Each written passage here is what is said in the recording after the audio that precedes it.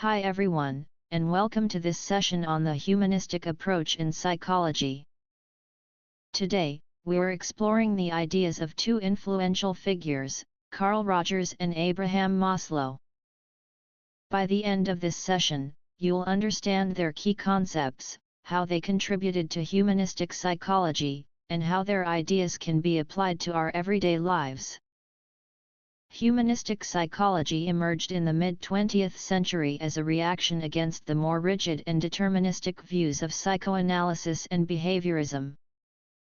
It focuses on individual freedom, the drive toward personal growth, and the belief in the inherent potential of all human beings. Unlike other approaches, humanistic psychology is centered on subjective experience, personal meaning, and fulfilling one's unique potential. Let's start with Carl Rogers, a pioneer of humanistic psychology and the creator of person-centered therapy. His approach revolutionized how therapists interact with their clients. Rogers introduced the idea of unconditional positive regard, which means accepting someone without judgment, regardless of their actions or choices. This acceptance creates a safe space for growth and self-exploration. Rogers also emphasized empathy, the ability to deeply understand and share another person's experience. For him, empathy was essential for meaningful and supportive relationships. Another cornerstone of his work was congruence, which involves being authentic and genuine in interactions. When a person's thoughts, feelings, and actions align, they create an environment of trust and openness. According to Rogers, every individual has an innate drive toward self-actualization, the process of realizing and fulfilling their full potential. However, this journey can be hindered by conditions of worth. These are the external expectations placed on individuals, such as the need to earn love or approval by meeting specific standards. For instance, a child who feels valued only when achieving high grades might suppress their true passions in favor of meeting those expectations. Rogers believed that freeing oneself from these conditions leads to personal growth and fulfillment. Now, let's turn to Abraham Maslow, another key figure in humanistic psychology, best known for his hierarchy of needs. Maslow's theory outlines a pyramid of human motivations, starting with basic physiological needs like food and shelter and progressing to higher psychological needs. These include safety, love and belonging, esteem, and ultimately, self-actualization.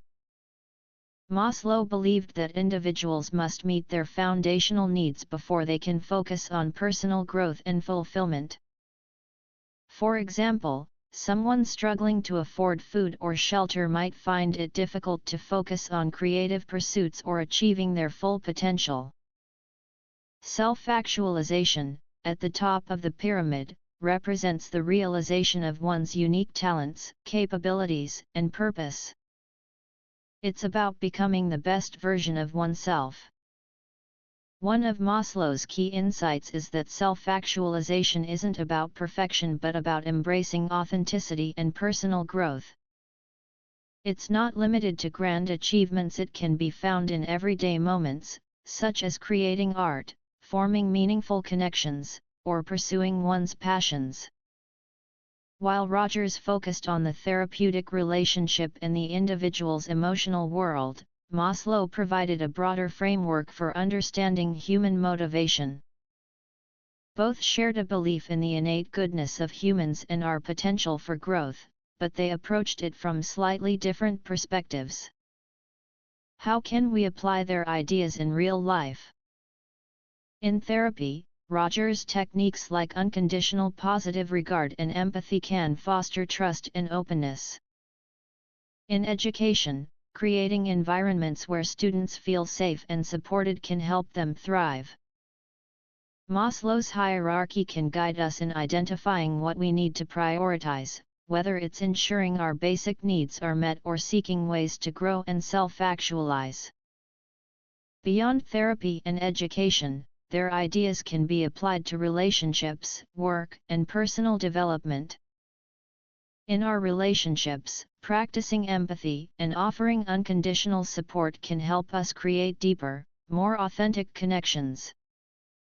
In the workplace, organizations that value their employees' personal growth and well-being can cultivate a more motivated and fulfilled workforce. Lastly, in our own lives, understanding where we are on Maslow's hierarchy can help us identify which needs need attention first, whether it's safety, belonging, or striving for self-actualization. Humanistic psychology has deeply influenced how we think about personal development today. The belief that we have the ability to grow and realize our potential is empowering and inspiring. It emphasizes the importance of building positive relationships, being authentic, and supporting each other in our journeys. It also brings attention to the fact that each person's path toward self-actualization is different. What works for one individual may not work for another, and that's okay. In a world that often focuses on external measures of success like money, status, and power, the humanistic approach reminds us that true fulfillment comes from within. It's about understanding ourselves, knowing what we value, and pursuing our passions with authenticity and purpose. It's about looking beyond the surface and engaging in deeper, more meaningful experiences that enrich our lives. For example, in today's fast-paced, achievement-driven society, it's easy to get caught up in comparing ourselves to others or chasing the perfect life. Maslow's idea of self-actualization, however, encourages us to focus on our own personal growth and well-being, not on meeting external standards or trying to impress others. Similarly, Roger's ideas about empathy and unconditional positive regard can help us build meaningful connections with others, fostering a sense of belonging and support that is crucial for personal development. What can we take away from this session? We all have the potential for growth and self-actualization, but that path looks different for each of us. Rogers and Maslow give us powerful tools to guide us on that journey, whether it's through building authentic relationships, embracing empathy, or identifying and meeting our needs along the way. To wrap up, Carl Rogers and Abraham Maslow remind us of the incredible potential within each of us. Rogers' focus on empathy, authenticity, and unconditional positive regard complements Maslow's framework of human motivation and self-actualization. Together, their ideas offer powerful tools for understanding ourselves and others as we strive toward fulfilling lives. Thank you so much for being part of this session. I really hope you found the discussion on Carl Rogers and Abraham Maslow insightful and helpful. Their ideas about human potential, personal growth, and authenticity are so relevant to our lives today.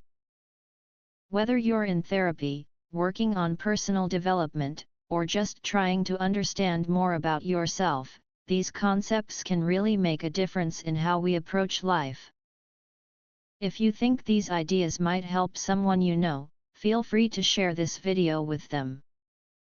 And if you're not already subscribed, hit that subscribe button so you don't miss out on more content like this.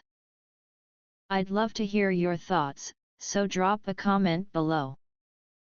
What do you think about the ideas we covered today? Do you agree with Rogers' focus on empathy or Maslow's pyramid of needs? I'm really curious to hear your perspective.